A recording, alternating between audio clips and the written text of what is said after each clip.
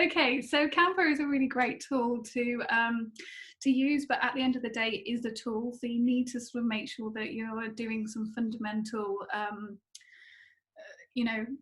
design and branding principles in order to get the best use out of it. So the first thing that I always ask, that I think is so important, is knowing who your target market is, because we sometimes get into the trap, particularly as small business owners. There's a few of you just started anew or sort of having a refresh. It just means that you can get so worked up about how your logo looks and like, oh, doesn't it look pretty, or doesn't it look nice, and agonizing over this aspect and that aspect without really considering whether what you're doing is appealing to who you want to work with. So think about who is your customer. You can create something called an avatar, and it's basically working out who your ideal client is. And there's lots of free resources online. If you just Google client avatar or target market, it's basically gives you a list of things to answer, like what kind of age bracket are they? Are they maybe male or female? And you can go as deep as sort of what shop do they buy? Do they shop at M&S or do they shop at Aldi? There's going to be possibly some differences in that sort of segment there. What kind of films do they watch? Do they have children? What kind of house do they live in? And things like that. So you can get really deep into that, and it depends also on like what kind of business type. Are you a business to business, in which case you might be thinking about the type of companies that you want to target, and that will affect how you what stuff you put out on LinkedIn, for example, and the same for if you're like a business to consumer, so that if you're sort of dealing with the client directly and wanting to appeal to them directly. Having a niche market is really important as well. So I have developed a niche, one being kind of evolving brands. I believe that everything is an evolution, that you start with something, you figure it out, and then you improve it as you go. It's not set in stone. And also Canva. So ta-da! You're wanting to know about Canva, and I'm here able to put my design branding skills to good use using the tool Canva. And that fits in nicely with the problems that you solve. So think about how you help people. What is the benefits to your target market to work with you? And this is all about thinking about how you can make yourself more memorable. Again, because there's probably lots of other people doing what you do. So you need to make sure that you are thinking about how you might stand out. What makes you different? Why would someone come and use your services over someone else? And you need to make sure it's not a generic reason like I want to help people, or don't make it on price. You need to have something that is maybe quite an emotional thing, or just really the value. What can you help people with? So in terms of branding, you've got the logo, but you've also got other aspects of your brand. When it comes to branding, you've got your logo, you've got the fonts that you use, you've got colours, there's images that you use, there's tone of voice, what's your value. So it's so much more than just your logo. That's just one aspect of it. So this is an example of like a logo overview that I've created for one of my clients. And this is something that you can create for yourself, and I'll probably touch on it a bit later on, because I think it's a really good thing to do, and you can create this for yourself in Canva. I've done it quite a lot with some Canva kind of one-to-one clients, and it just makes life easy or a bit easier to have all your bits all in one place, in one document that you can refer to. You can give this document to, say, a printer if they were going to knock up a flyer design for you. Obviously you can come to me, I can design it for you, help you in Canva. But if you are using like a website person, and again, just sort of side note, I can do websites as well. But if you're using another supplier, and also for your own reference, it's useful to have it all in one place. So a big part of your brand is your fonts or your typography. So the fonts that you use really conveys quite a lot. People maybe don't understand the power of it. I'm a real font geek, so I think it's really important. So these are some examples of different logos imagined as with having different fonts used in it, and you wouldn't have the same look. You know, if you look at MasterCard, would you trust them with your, you know, spending if you were using that? You've got Comic Sans used quite a lot. You know, FedEx. There's lots of other examples as well. Okay. So in terms of branding within Canva, you want to make sure that you use your fonts consistently. So once you've decided what font you're going to use, whether it's, you know, used in your logo or something that complements the fonts used in your logo, make sure you use it consistently, because there's the danger of using one template that's got one logo, one font, and then another template that's got a different font, and it can start looking really unprofessional at you know, one scale, but also it just looks a bit bitty. You want it consistent. A big part of good branding is being consistent, and that's with all of the things you're using. It doesn't all have to be cookie cutter the same, but it does need to be consistent.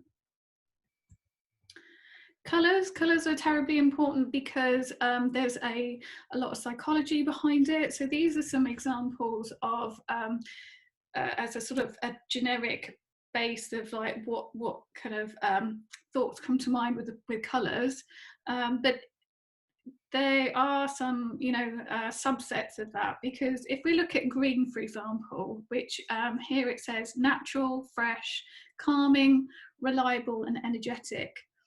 Now green, yes, can be all of those things, but it will also depend on the shade of green. So if you think of, say, a soft sage green versus a really dark forest green or a lime green, those are going to have a real different energy behind them and a different meaning behind them. And so if you want to use green, for example, but your target market is of a certain type, think about what shade of green would appeal to them. And make sure that you're using that. Or, you know, certainly in a lot of financial related companies, they use a lot of blue, particularly navy, and that's because a lot of uniforms use navy in particular, or darker colours, as that feeling of trust, honesty, reliability and all of that. But there's no reason why you can't play with having like a pop of colour. So think about how, if you're going to have a couple of colours, how they work together. Make sure that they complement each other, or there's a contrast. If you need help with that, there are lots of like colour palette pickers online, and there is also one, Canva's got one as well, which is quite useful. So this is the example of colour association. So you've got McDonald's used to be very red and yellow. Red is actually a colour that stimulates hunger. So a lot of fast food restaurants use red quite prominently. If you think about all the various fast food chains that are there, often they have got red somewhere. But McDonald's rebranded and they introduced this very dark green and yellow. And if you think about dark green, it makes you think of eco-friendly. I guess it's more positive, feels natural, fresh. So they're really trying to position themselves differently. So in terms of Canva, one way you can make sure that you're using colours consistently is going to the brand kit and setting in your brand colour. So even in the free version of Canva, you can do this. So you can, I'll show this later on when we're actually in Canva, and it's very easy to do. You can have up to 3 colours that you can put in the free version of Canva, and you can name the colour palette as well. So brand imagery is really important as well. So like the type of either photography or illustration that you use is going to be you know, useful to know. So this is Macmillan. This is a sheet from a page from their brand guidelines. So they've got a very, very specific look. I did some work with them like years and years ago. Something that was creating, I had to pick a picture that would work having this treatment made to it. But it's really important to Macmillan that there is that consistency, and they're very protective of their branding. So you can do this in Canva by using filters. So this is an example of using one of the filters to sort of make it very saturated. It looks very pink.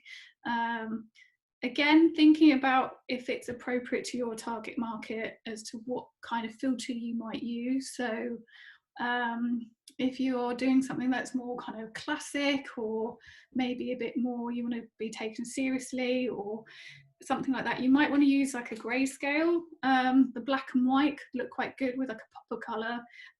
It could look quite, you have to be a bit careful with it because it can look a bit dull, but if it was paired with like quite a popper colour, it could still look quite fun.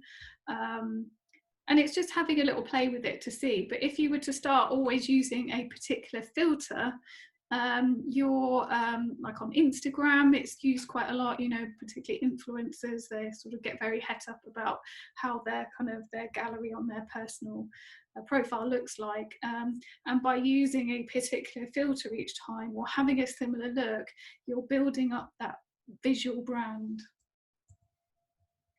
So this is an example of some branding in action. This is a previous client from quite a few years ago. And hopefully you can see that there is some similarity in sort of the placement of the logo. There were certain things that were in the guideline that we had to follow. There's colours that we used, but we also were able to have a bit of a play with it and have a bit of fun with it as well. So it's back to that thing of it doesn't have to be cookie cutter that everything looks the same, but you want it to look like it's part of the same family. And just quickly, just to sort of run through why branding is important. So it's part of the recognition.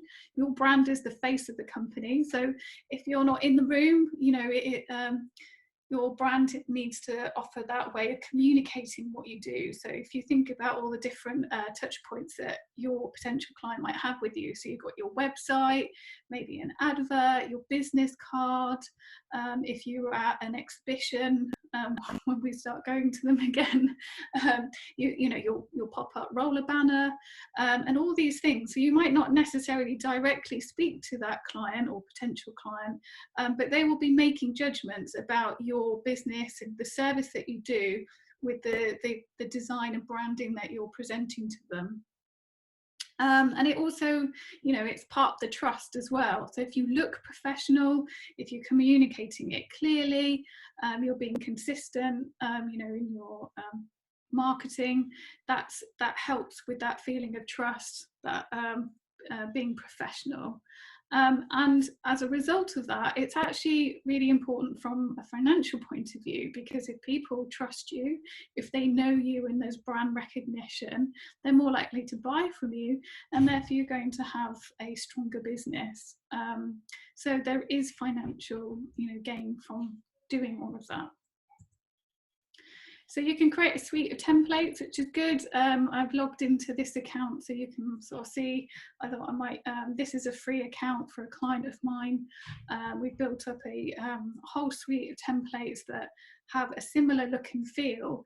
And it just means that anything that we create, we can kind of refer back to that. And, over time, because these events are repeated, if someone sees that in their feed and they're following Ignite, they'll be like, okay, I know them. They know what it's about. There's no kind of confusion there. You can have a little bit of, playing around with things. So there is certain consistency. So this is an example of using the black and white colours in the imagery, because she wanted to have the kind of the silver bird, the kind of grey sort of silvery colour. So it made sense to sort of have a black and white sort of look to the images, and then there's that pop of red. Making sure that you're consistent across different social media platforms. So this is showing what template that I created for a client, or a suite of templates, but it was for, as you can see, their Facebook page, Twitter, and LinkedIn, and there is a consistency there, because if someone follows you on LinkedIn, they might follow you on Facebook, and they follow you here, and if it's all looking a bit different, if you just sort of like, oh well, I don't really go on Twitter, I ignore that, you forget about it, but it can give a conflicting impression if you're not keeping them consistent and at least vaguely up to date. So just a quick top tip, when you're adding photos, you've also got, as well as the photos tab within Canva, you've also got the Pexels and Pixabay are now integrated with Canva. So that means that you can now click on the more button, and you can search for even more free images, because within the free Canva, there's quite a lot that isn't free. You've got them free if you've got the Pro. So sometimes it's just easier to just go into the Pexels and Pixabay, because Canva now owns them. It's all integrated. You don't even have to leave Canva. So that makes life quite easy. And just quickly, because a lot of people ask me this, whether it's worth upgrading to Pro. Yes, there are some benefits to upgrading to Pro, particularly there are more fonts available to you, more pictures, you can resize it to any format, although there are workarounds in the free one. There's animations, I think video is supported. I haven't played around with that yet, so I haven't kind of seen how good that is. Trying to think what else is useful. There's also this in the Pro, you can remove backgrounds, which is quite good. So if you've got a picture, you know, like a headshot, you can remove the background. So yes, there are benefits to upgrading to Pro. Do you need to? I would say no, unless you felt like some of the features, like if you got to a point where you're like, oh, I really want these images, or I want this access to that feature. It's not that expensive in the grand scheme of things. And you can try the kind of this free for 30 days. But, you know, I used the free one for like a couple of years, and I only upgraded to the Pro like towards the back end of last year, just because I wanted to do more and more training on Canva. It made sense that I could speak about the Pro. And in that time, I've noticed that they have made some real benefits to upgrading to the Pro, but not to the point where I'd be like, no, just upgrade. It's not as kind of clear cut as that. And then just remember that everything's a work in progress, because, you know, you're trying to do stuff, you know, you're figuring it out, you're figuring out your businesses. So you might, you know, yes, do the work to define who your target market and all of that is, but don't be afraid to, you know, figure it out. You know, you can evolve your business over time.